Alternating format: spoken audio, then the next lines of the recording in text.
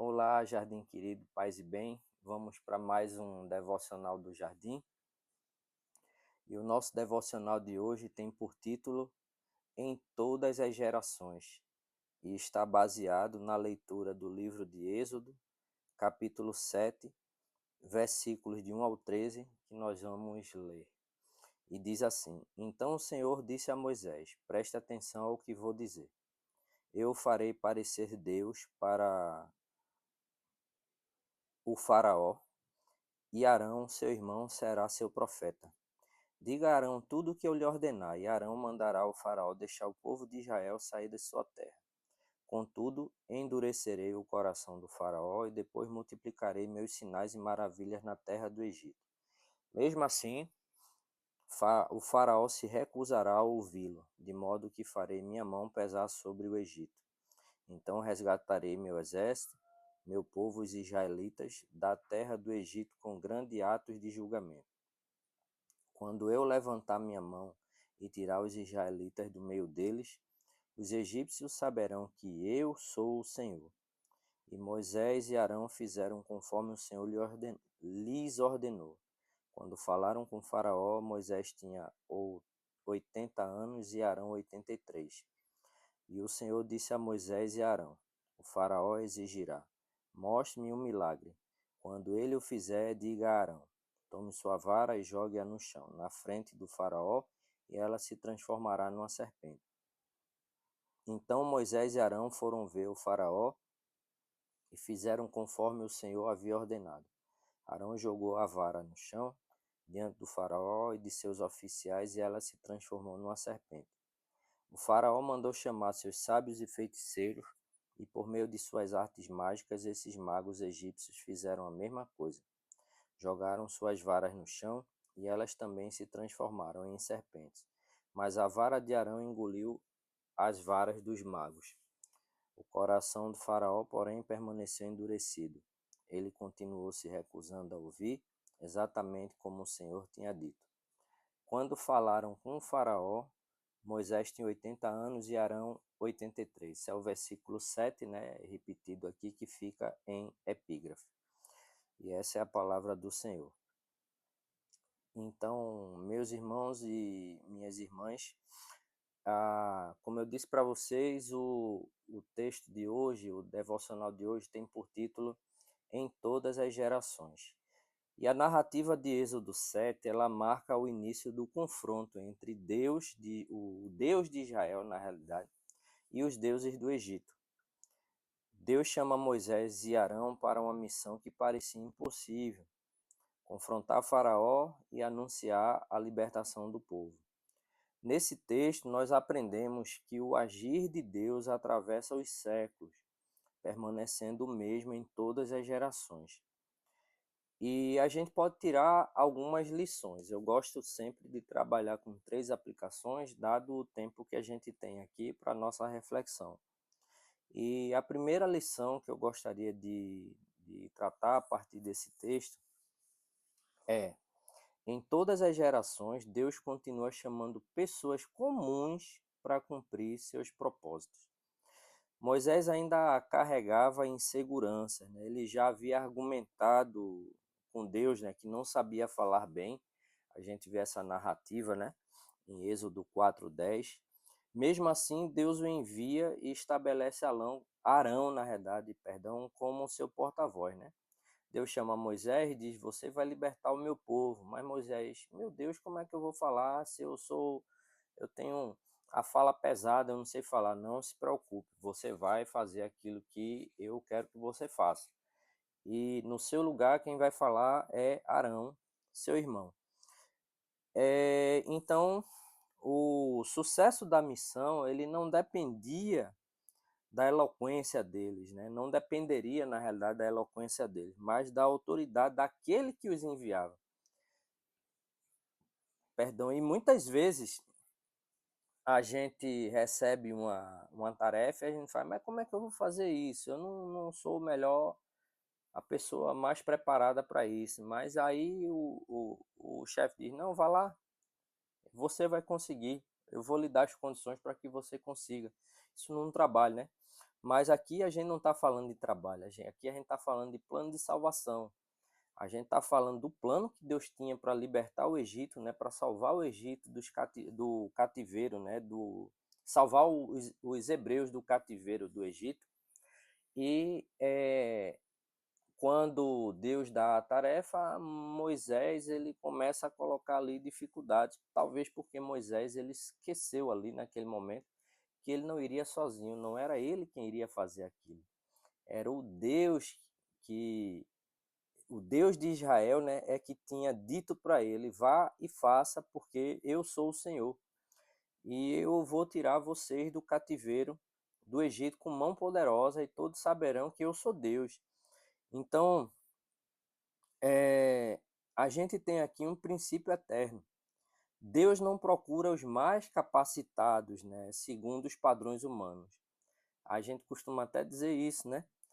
Mas Deus ele capacita aqueles que escolhe, né? Deus não escolhe os capacitados, mas capacita os escolhidos.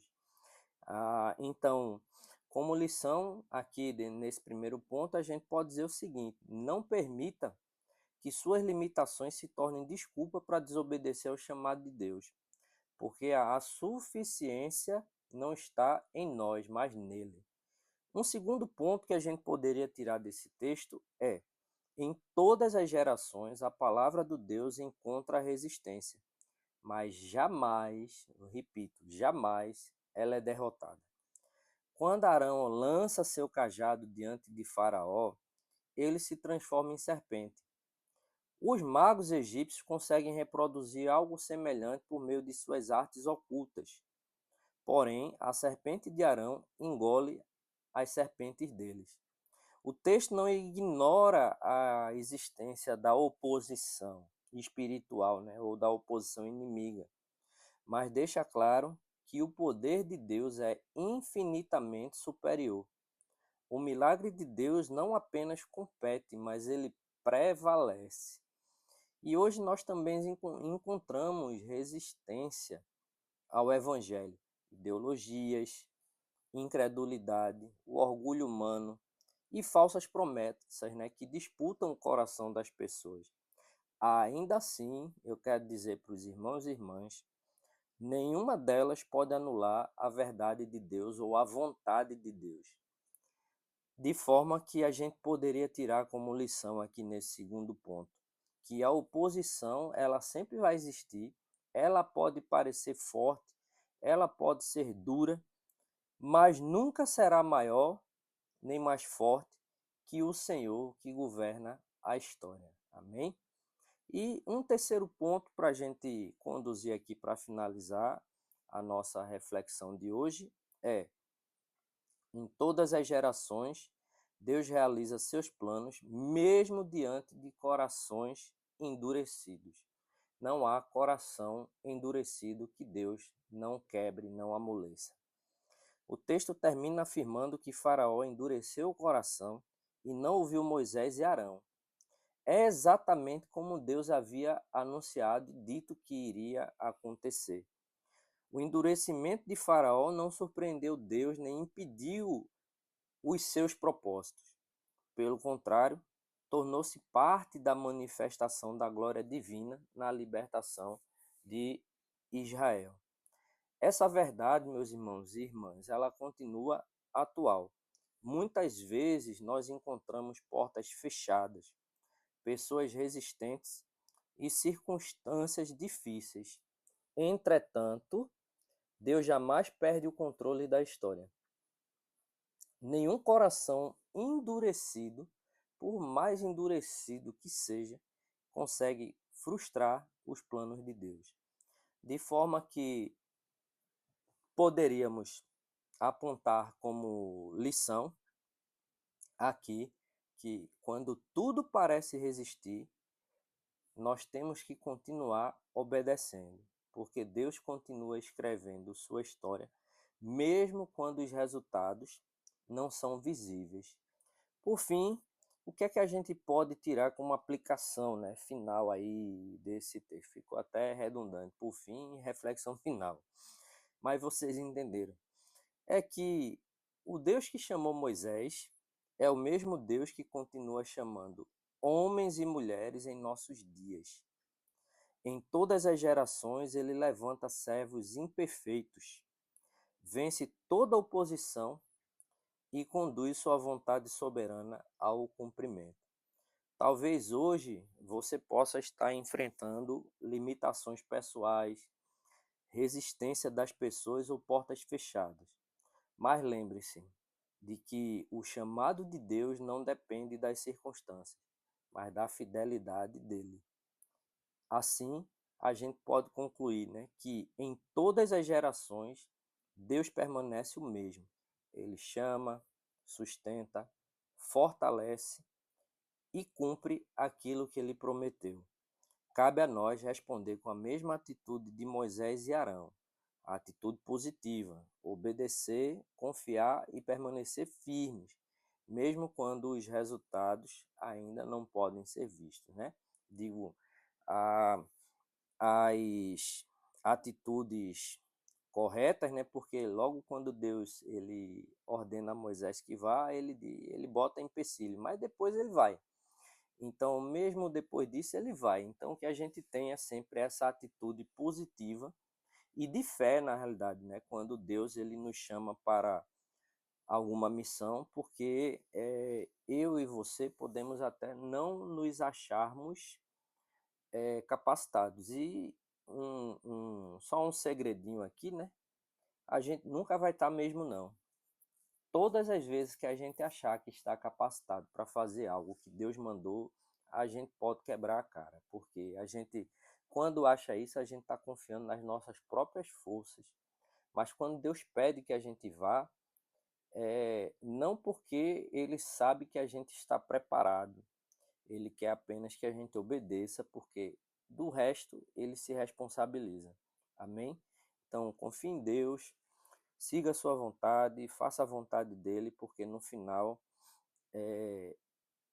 o que mais importa é o que vai acontecer. O nome dele será exaltado e todos e todas saberão que ele era, é e continuará sendo Deus. Amém? Que o Senhor nos abençoe e vamos orar, né? Justo e eterno Deus, nós te louvamos, Pai, porque tu és um Deus poderoso.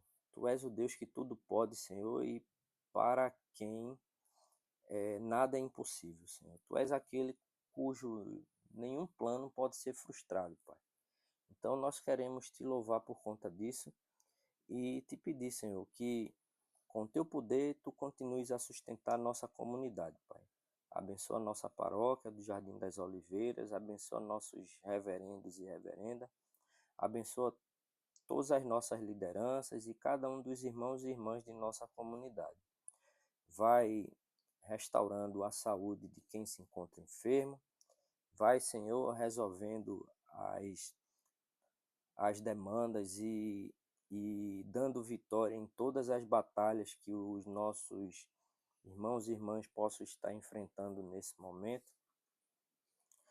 E de uma forma especial, Senhor, quero pedir para que Tu estejas a abençoar os trabalhos que são feitos em nossa comunidade, Projeto Semente, a ação social, a atividade, as atividades que são realizadas na Casa de Deus em Tijolinhos e as irmãzinhas, Senhor, da ocupação 8 de março. Mas dá-nos um resto de noite tranquila, com um sono reparador, para a glória e honra do Teu nome. É assim que eu te oro e te agradeço, em nome de Jesus.